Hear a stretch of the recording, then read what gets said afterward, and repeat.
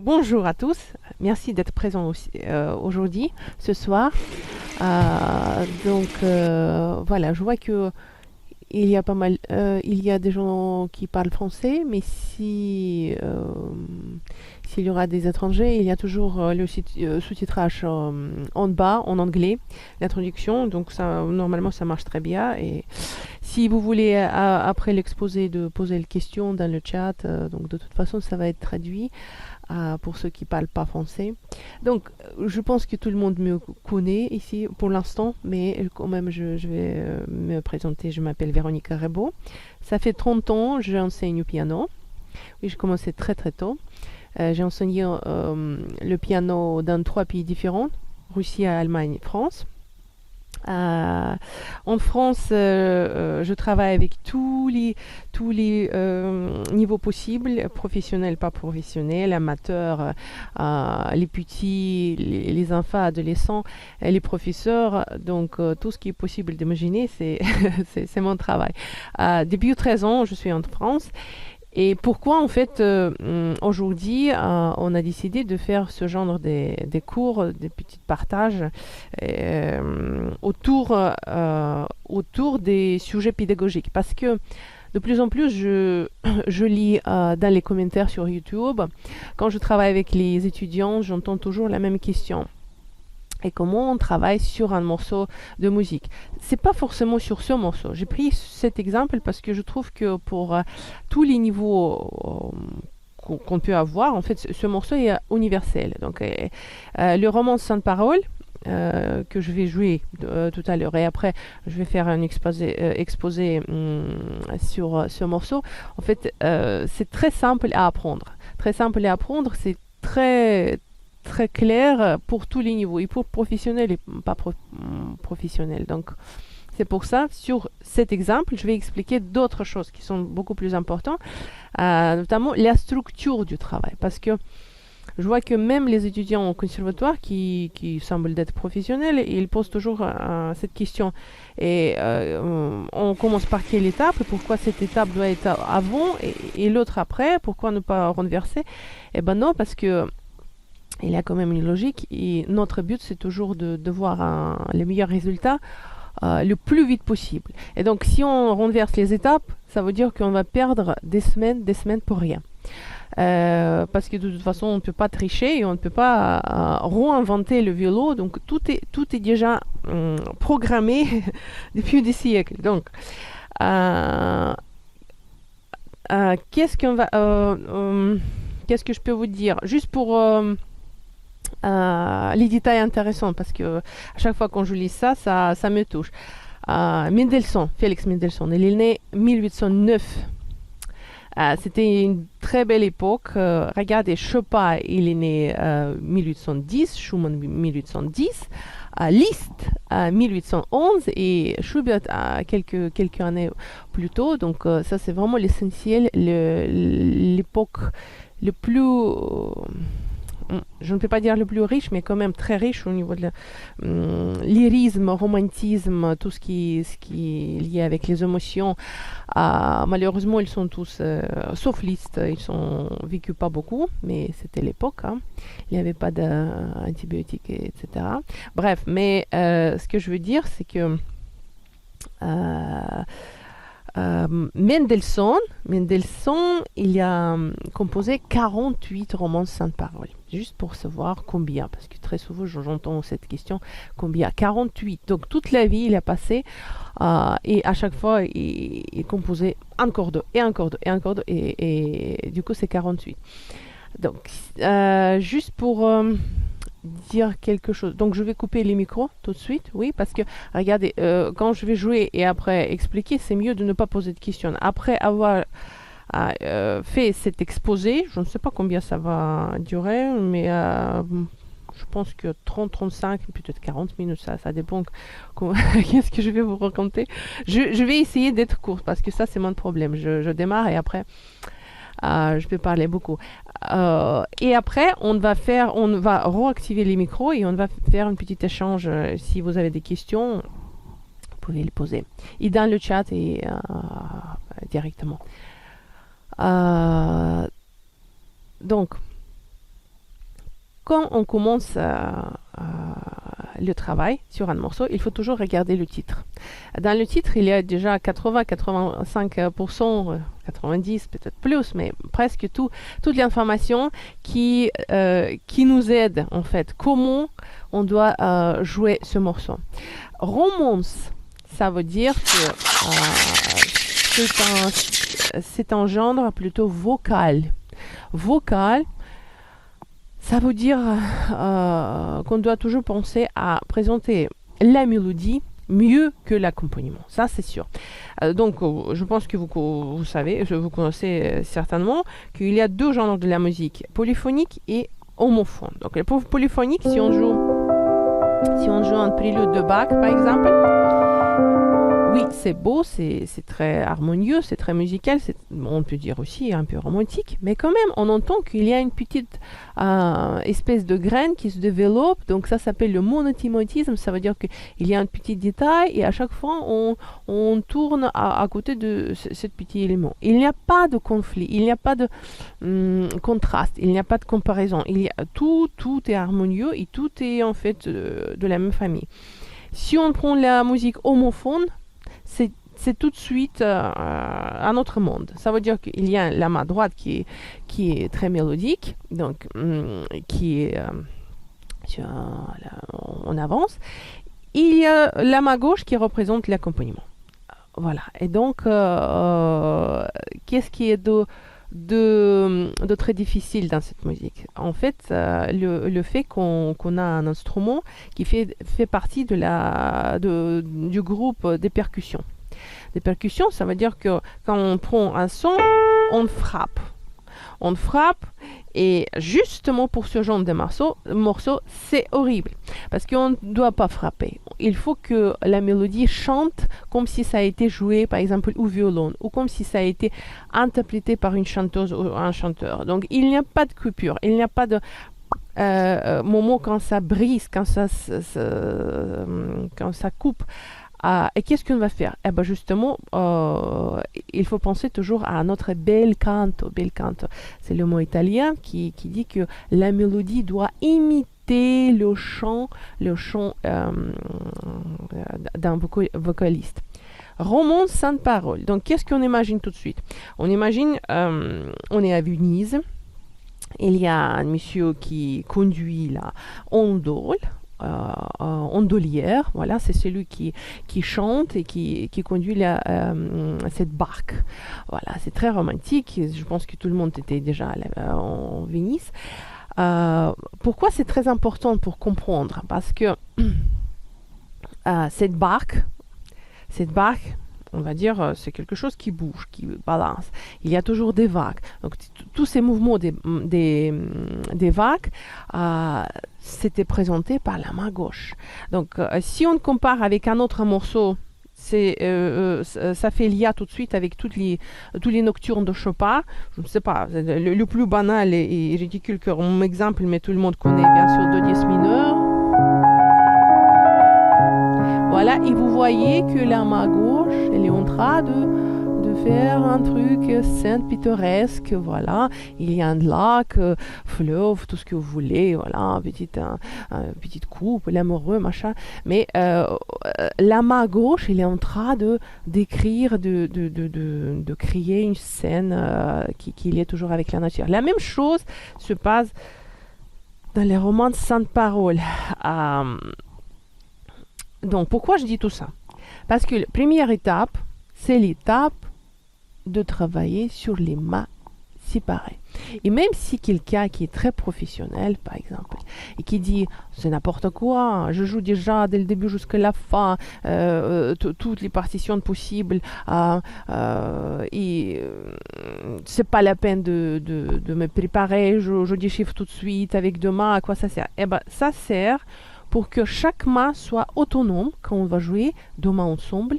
Je parle des cadres musicaux, c'est pas juste le texte. Le texte peut être simple, mais chaque main doit être autonome. Pourquoi? Parce que quand on joue deux mains ensemble, ici il y a beaucoup d'informations, on ne peut pas être partout. On ne peut pas surveiller la main droite, surveiller la main gauche, toutes les choses musicales, on ne peut pas. Même si on peut, c'est difficile et en fait, ça sert pour rien si on peut déjà en avance programmer notre main gauche et faire tout quand on travaille sur les mains séparées. Donc, d'abord, je vais jouer ce morceau parce que j'ai complètement oublié qu'il faut commencer par jouer ce morceau, mais c'est pas grave. Je pense que tout le monde connaît ce morceau, mais quand même, je vais jouer une seule fois, dès le début jusqu'à la fin, et après, on commence à travailler sur la main gauche. Donc, le morceau, roman sans parole, fa dièse mineur.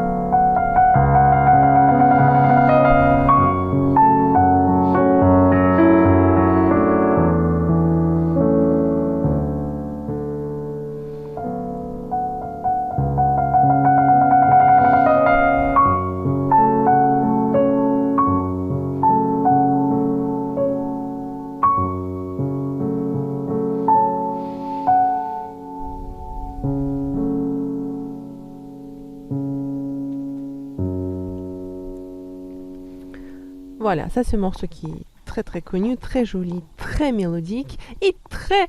non, à mon avis, professionnel musical, c'est quand même assez difficile parce que justement, tout ce qui est simple dans la musique, tout ce qui est rempli par palette de nuances comme trois pianos, pianissimo, etc., ça représente un problème énorme pour un musicien. Parce que si le texte est simple, comme on dit, il n'y a rien à jouer. Eh bien justement, vous sentez comme quelqu'un qui est nu, sans rythme, rien du tout. Donc il faut être simple, il faut être naturel, il faut être véritable, voilà. Et toutes ces choses-là, justement, c'est très difficile à faire, justement parce qu'il ne faut rien faire d'exprès, d'artificiel. Donc, j'ai déjà dit qu'on commence par la main gauche. Regardez ce qui se trouve dans la main gauche. Il y a un rythme 6-8. 6-8, ça veut dire il y a 6 croches. Et donc ça, c'est déjà quelque chose qui n'est pas simple. Parce que si il y a beaucoup de notes à jouer. Justement, il ne faut pas les jouer toutes de la même façon. Donc, il faut toujours penser. Et comment je joue pour que la musique soit jolie et surtout pour que la musique respire. Parce que la musique, c'est une création vivante, c'est quelque chose qui bouge, qui reste jamais stagné, immobile, et qui respire. Donc, notre but, c'est de présenter l'intonation vivante, humaine dans la main droite et respiration dans la main gauche. Et à partir de ce moment, on peut dire qu'on ne joue pas sur le clavier d'ordinateur, on joue vraiment et on commence à créer le monde, l'univers et tout ce qui représente l'art. C'est pas juste l'artisanal, c'est vraiment l'art. Donc si on arrive à faire quelque chose qui vit, voilà, ça c'est jackpot. Donc 6 croches dans la main gauche, 3 notes on joue aux profondeurs et 3 notes on joue sur la surface. Et comme ça, on crée déjà un petit machin qui ressemble à un cercle ou une petite vague justement où se trouve sur laquelle balance notre barque. Donc si on joue comme ça, là, je jouais in dans le ou profondeur dans le piano. J'appuie gentiment, mais j'appuie. Et après, je joue sur la surface. Et cette différence entre in et out, ça fait déjà une petite contraste. Voilà, ici on installe bien dans la main gauche et après la main gauche sera autonome et à chaque fois elle va faire toute cette petite respiration. Donc je propose tout de suite de jouer la main gauche avec la pédale quand vous travaillez. Donc le planning, c'est comme ça. D'abord, la main gauche avec la pédale. Après, 2 mains ensemble, mais sans pédale. Et la troisième étape, c'est 2 mains ensemble et avec la pédale. Mais il faut que la main gauche et notre pédale soient vraiment une création à part, ensemble. Il y a un petit anacrouse ici qui commence notre main gauche. Je propose tout de suite de appuyer sur la pédale avant de jouer, ça s'appelle la pédale ouverte. Donc vous appuyez sur la pédale, c'est déjà préparé et on n'entend pas la frappe qui est nocive pour nous. Donc si on a préparé déjà la pédale, après on peut commencer sans accent. Parce que toutes les anacroses qui sont dans la main gauche et dans la main droite, ils sont très nocifs parce que c'est eux qui coupent la ligne mélodique. On imagine qu'on a bien préparé la main gauche. La main droite, qu'est-ce qui est de très difficile? Donc, c'est la deuxième étape. On travaille sur la main droite, sur la mélodie. Et j'ai déjà dit que le piano, c'est un instrument où on frappe. Donc, notre but, c'est d'éviter de frapper. Oui, théoriquement, c'est compréhensible. Mais dans la pratique, qu'est-ce qu'on doit faire? Eh ben, ça, c'est un sujet à part. Peut-être un jour, je vais proposer un cours à part, comment on fait bel canto au piano. Mais d'abord, il faut que chaque son soit de bonne qualité. Ça veut dire qu'il faut faire tout ce qui est possible et impossible pour que chaque son, après avoir mis au piano, soit prolongé, soit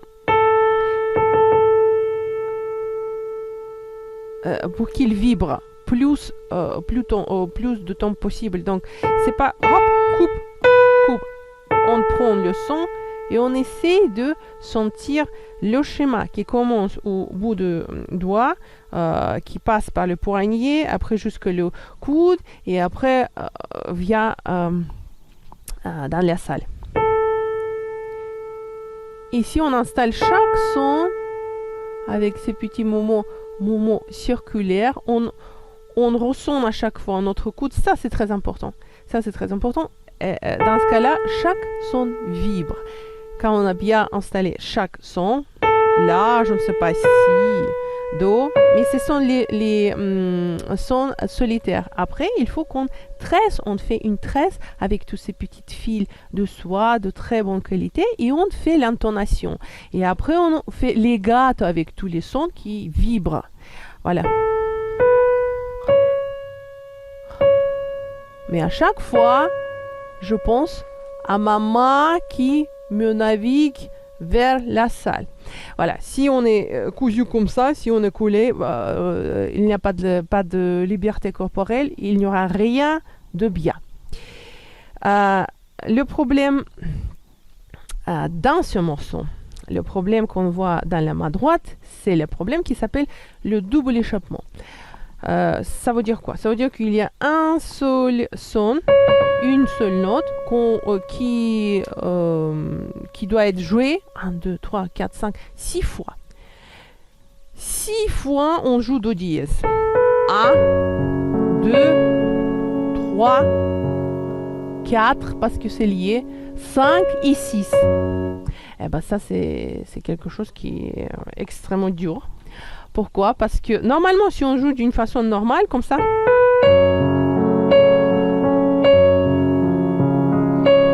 c'est insupportable parce qu'il y a tout le temps le do dièse qui dit la même chose. Dans la nature, il n'y a pas de créations qui sont absolument identiques. Et les jumeaux, ils ont quelque chose de particulier. Et on peut les dire, quand même c'est elle et c'est elle. Voilà, la même chose dans la musique. Donc, on n'a pas le droit de présenter la même note avec la même façon. Donc là, c'est quelque chose qui doit être construit avant de jouer. Donc, programmez chaque note pour qu'elle soit différente par rapport à sa voisine. Par exemple, pour le cas de début de cette mélodie, on peut faire crescendo, après subito piano, pianissimo, et comme ça, on va faire do dièse 6 fois, mais 6 fois vêtu différemment. Crescendo, après je fais subito piano et pianissimo. Bien sûr, je fais exprès d'élargir le ton, mais il faut jouer tout régulièrement, sans faire rallentando, accelerando. C'est juste pour montrer plus clairement, mais il faut travailler là-dessus. J'ai déjà dit que la main droite, c'est l'intonation humaine. Quand, par exemple, on parle, on se présente, on dit « Je m'appelle », par exemple, « Je m'appelle Véronica Rebaud ». J'habite à Rambouillet, il y a quand même une petite liaison entre les syllabes. Si on dit je m'appelle Véronica, etc., c'est ridicule. La même chose dans la musique. Si on joue note par note, donc c'est pas quelque chose qui ressemble au discours d'une personne. C'est pas ça. Donc il faut tout le temps penser que chaque note, c'est bien, mais il y a une liaison entre eux. Il y a une logique.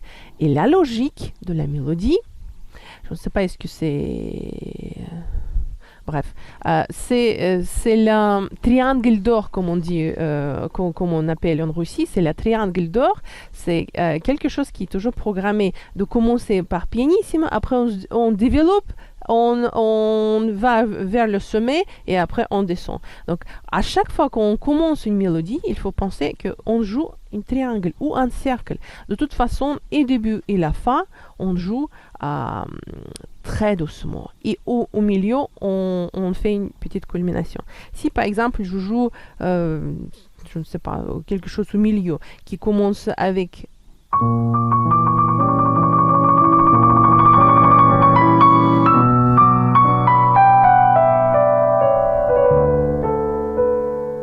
Et voilà, et j'ai dessiné un cercle tout de suite. Donc c'était du loin qui est passé à côté de chez nous et qui a disparu aussi. Ça, c'était la deuxième étape. Troisième étape, bien sûr, il faut que cette création soit collée. C'est-à-dire que la main gauche, la main droite, et maintenant on colle tout ça pour avoir l'ensemble entre deux mains. Et là, on rentre dans le monde très mathématique. Parce que si quelqu'un dit « Ah oui, je joue le morceau 15 fois, 16e fois, ça va être par cœur et c'est déjà fini. » Oui, tout ce qu'on fait, on peut faire inconsciemment. Mais c'est mieux si vous travaillez en sachant, en connaissant les étapes et pourquoi je fais ça. En fait, l'ensemble des mains, c'est comme le repère mathématique. Il y a deux axes, X et Y. Et donc, il y a une verticale, il y a une horizontale. Ça veut dire quoi, les verticales? Verticale, c'est qu'en ce moment, la main droite et la main gauche, elles sont attachées comme ça. Et on entend le résultat d'attachement maintenant. Par exemple, si je joue.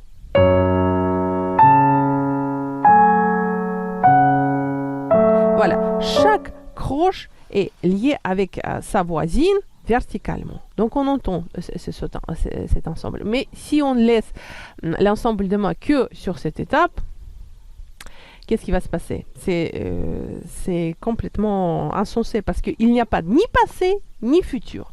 Parce que la musique, c'est quelque chose qui vit au présent, mais il y a toujours un lien avec le passé, ce qui s'est passé avant, et ce qui va se passer dans le futur. C'est comme dans les sociétés. Si tout est beau, voilà, chaque personne est super nourrie, super vêtue, super voilà, éduquée, mais ça reste une seule personne sans fait d'être, je sais pas, vivre dans la société, c'est le monde des égoïstes, pardon. Donc tout est bien, mais à chaque moment, mais il n'y a pas de liaison avec les autres. Donc le horizontal, c'est vraiment, on va dire, la société musicale. Qu'est-ce qui se passe par rapport à toutes les autres notes? Donc après avoir installé le vertical, on pense à notre horizontal. C'est quoi le horizontal? C'est la somme des imperfections. Peut-être que je dis des choses très cérébrales, mais ça veut dire que on peut composer avec Félix Mendelssohn en jouant avec les imperfections du ton. Il n'existe aucune mélodie, aucune intonation qui est absolument parfaite au niveau du ton. Ça veut dire que oui, peut-être c'est bien, mais c'est très ennuyeux. Quand on parle, on fait des petits reculs, on peut accélérer à un moment donné, après ralentir et de nouveau. Parce que c'est vivant.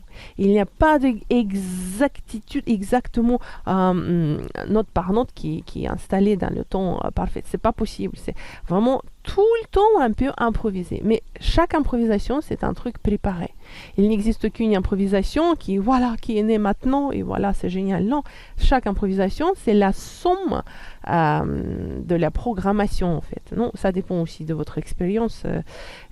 Plein de choses. Je ne vais pas faire maintenant ce discours.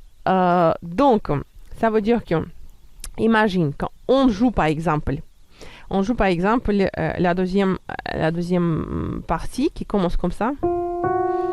Si je joue d'une façon régulière, ça va être comme ça. Eh ben, c'est bien. Mais c'est nul. Musicalement, c'est vraiment nul parce qu'on est tout le temps constante avec du temps. Donc, si on fait des petits reculs à accélération et on joue un peu avec le temps, dans les cadres assez classiques, pas trop, mais un peu, ça va être plus intéressant. Par exemple, on recule ici. Voilà, la deuxième étape. Et encore ici.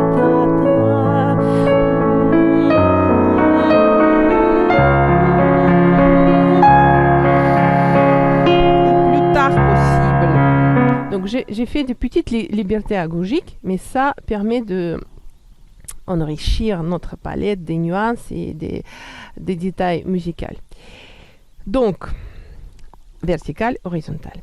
La dernière étape qui me semble être extrêmement dure, c'est pas parce qu'il est dur, c'est parce que tout le monde pense que ça s'installe naturellement. Non, il faut bien programmer aussi les poids de votre toucher.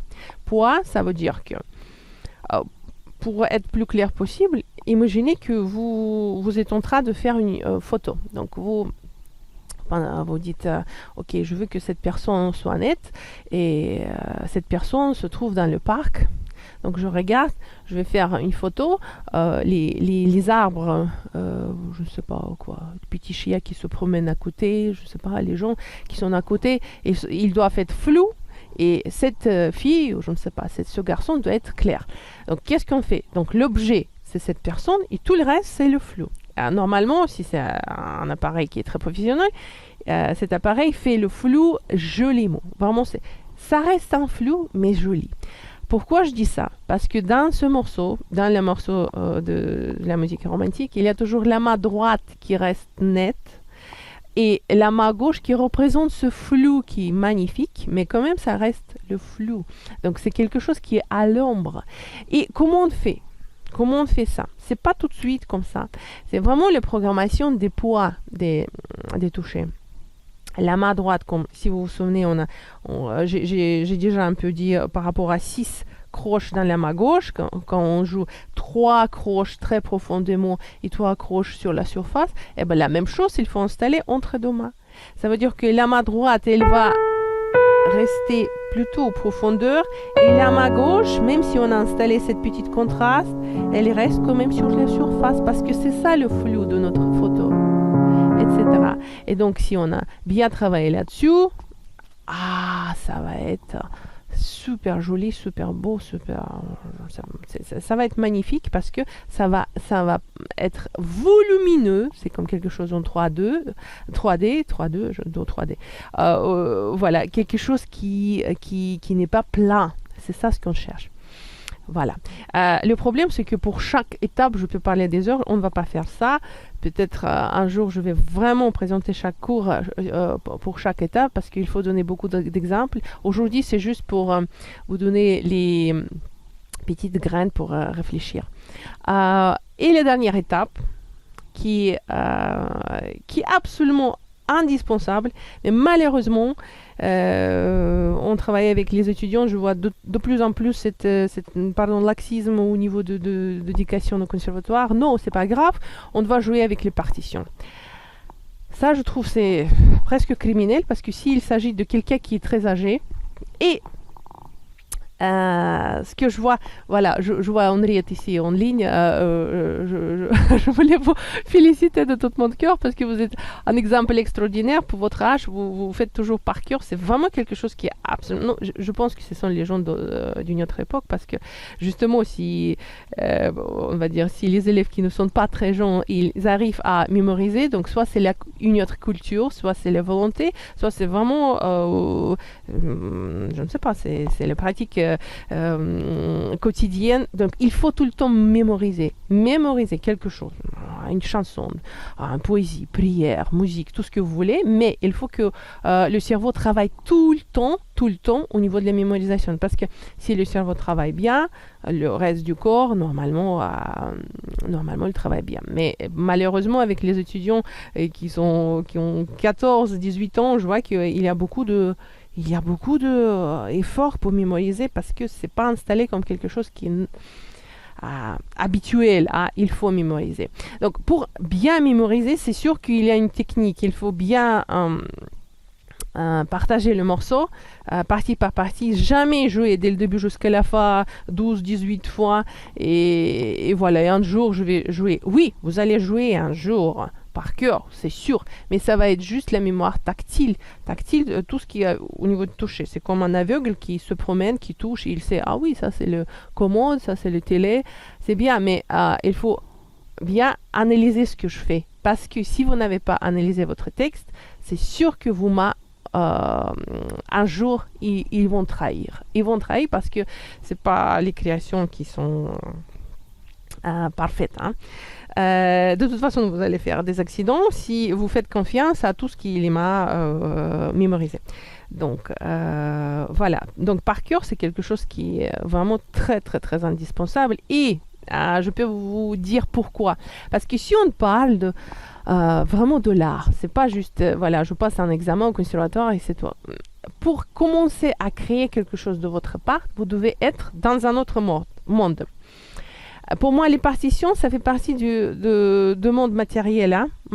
C'est quelque chose qui attache notre vue, attache notre tête. On est là, on ne peut pas planer quelque part, on ne peut pas imaginer, parce que si vous avez déjà remarqué, les grands pianistes, ils jouent très souvent avec les yeux fermés. C'est pas parce qu'ils sont comme ça, parce que voilà, ils attirent l'attention du public. Non, parce que quand on est à l'intérieur, quand on est seul, on entend, on crée des choses vraiment artistiques. Si on est avec les yeux ouverts, on voit ce qui se passe ici, on est un peu déjà attaché à ce monde réel, matériel. C'est pour ça que je dis, quand vous jouez par cœur, ça c'est déjà une occasion de peut-être de participer à quelque chose qui est beaucoup plus parfait que juste lire les notes. Voilà, ça c'est mon conseil. Et voilà, et je pense que pour aujourd'hui, c'est déjà pas mal, voilà, parce que il faut donner un peu de temps pour les questions. Donc, qu'est-ce que je peux vous dire? Ce genre des rencontres, de rendez-vous sur Zoom, je peux essayer de faire. Si vous voulez proposer vos sujets, vos thèmes, peut-être vous avez des problèmes, certainement vous avez des problèmes ou bien non. Donc si quelque chose vous intéresse particulièrement, vous dites ah c'est mieux de parler là-dessus parce que j'ai une lacune, donc vous pouvez proposer les thèmes dans le chat, voilà, et voilà, si je trouve que ça vaut le coup, pourquoi pas, parce que de mon côté, j'ai déjà réfléchi là-dessus. Il y a quelques sujets à aborder par rapport à Bach, la liberté corporelle, les exercices aussi pour la virtuosité, etc. Il y a pas mal de choses que je voulais partager avec les pianistes. Voilà. Et, vous pouvez toujours nous soutenir via Tipeee en faisant un don où il y a toujours des produits sur Amazon, c'est mon CD et malheureusement, c'est un seul, un seul livre qui a été traduit en français parce qu'il y a beaucoup de livres qui se vendent à Moscou, mais c'est en russe. Voilà, en français, c'est juste partition de vie. Et je propose également toujours vivement les cours particuliers en ligne. Voilà, donc tout ça, c'est pour réfléchir, information. Et c'est tout. Je pense qu'on peut réactiver les micros ou peut-être déjà écouter les questions ou lire. Donc, allez-y, allez-y. Non? Oui, bonsoir Véronica. Oui, bonsoir. C'est Thomas. Thomas. Oui, juste, vous venez de parler de votre livre.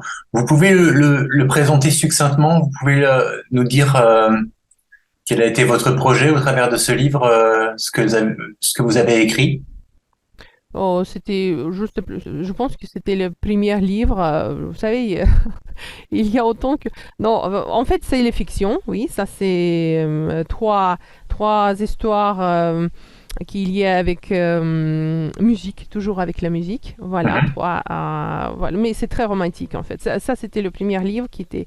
Après, il y a d'autres. Donc, j'écris plein de choses. J'écris les nouvelles, les romans, les contes. Il y a beaucoup de réflexions par rapport à la musique, mon expérience de vie professionnelle, les récitals, les rencontres avec des grands artistes, la poésie aussi. Donc, je ne sais pas, est-ce que vous connaissez moi, je suis un enfant on va dire, de deux schémas différents. Mon père était musicien et ma mère, elle est toujours, en fait, elle est de la domaine littéraire. Donc moi, j'ai absorbé deux mondes complètement différents et je ne peux pas. Oui, tout le monde me connaît plutôt ici comme musicienne, compositrice, pianiste, mais la littérature reste quand même un schéma assez développé dans ma vie. Voilà. Oui, oui. Et alors, un autre aspect par rapport au jeu par cœur. Alors, Oui, effectivement, ce qu'on remarque quand même par la pratique, c'est que, enfin, moi, c'est mon expérience, hein. oui, Il y a des compositeurs qui s'apprennent assez facilement enfin, en tout cas des structures de composition qui s'apprennent assez facilement par cœur sans trop d'efforts. Là où je trouve au contraire que l'effort est beaucoup plus important et en tout cas moi personnellement me pose problème, c'est quand même le clavier bien tempéré oui. par cœur, c'est quand même très dur. Très dur, ça dépend de quel prélude. De fait que si vous commencez tout de suite Oui. par cinq voix, oui, je suis d'accord, c'est insupportable. Mais après, il faut connaître un peu la technique. Tout est possible, Thomas. Vous savez, Bach, c'est pas le compositeur le plus dur. Dans mon jeunesse, c'était quand j'avais 17, 20, 20, 20 jusqu'à 25 ans.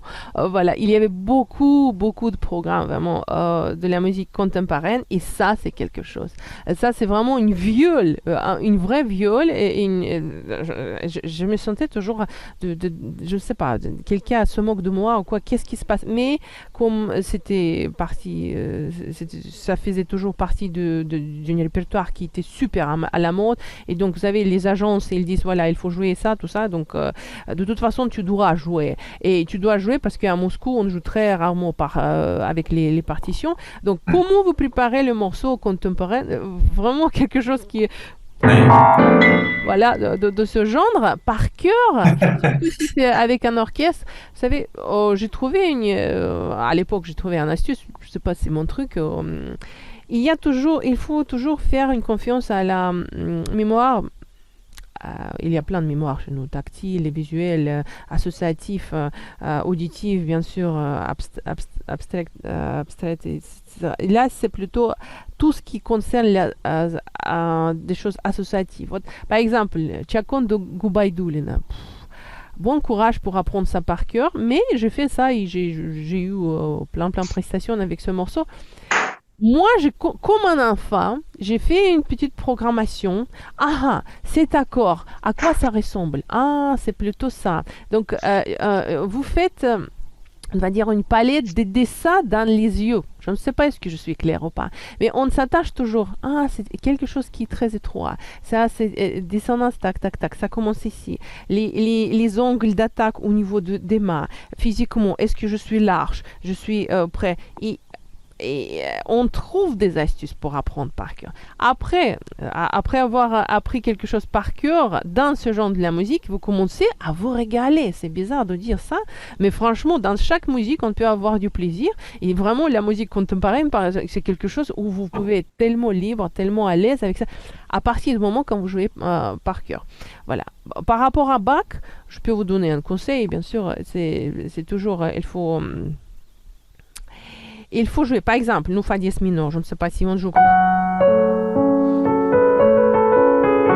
Par exemple, ce prélude, oui. Donc, vous jouez la main droite et la main gauche ensemble, mais vous prononcez à voix haute tout ce qui se passe dans la main gauche. Par exemple, fa, la, do, fa, sol, la, mi, fa, do, la, si, do, si, la, sol, la. Et à l'inverse, fa, do, la, si, do, si, la, sol, la. Donc, au moment quand ça sera autonome pour vous, il n'y a pas de problème pour lire à voix haute chaque main. Vous n'êtes pas oh, je suis là, j'ai perdu tout mon texte. Voilà, si tout se passe bien et très lentement et sans accident, le texte est prêt. Oui, c'est dur, mais c'est possible. Oui, oui. Non, non, Thomas, je sais que ça, c'est les questions du temps, bien sûr, et de combien vous passez. Mais il faut. Pourquoi je dis ça? Parce que justement, pourquoi je préparais cette structure du travail, tout le monde dit, oh, c'est pas grave, les maths séparées, c'est pas grave, c'est pas Ouais, mon niveau, je peux déjà accéder parce que je connais tout ce monde. Oui, oui, mais après, il faut retirer des mauvaises herbes, il ouais. faut après payer très cher pour tout ce genre de bêtises. Il faut travailler au calme, voilà, partie par partie. C'est pour ça, on travaille beaucoup d'heures. La question des mains séparées, c'est une question quasi éternelle. Quand j'étais petit, elle existait déjà. Aujourd'hui, je constate qu'elle existe encore. Bon, Si, ça va exister toujours. C'est sûr. Non, pour être vraiment à l'aise avec votre texte, c'est inévitable. On ouais. ne peut pas tricher. Hmm. D'accord. Eh ben, merci. Encore des questions?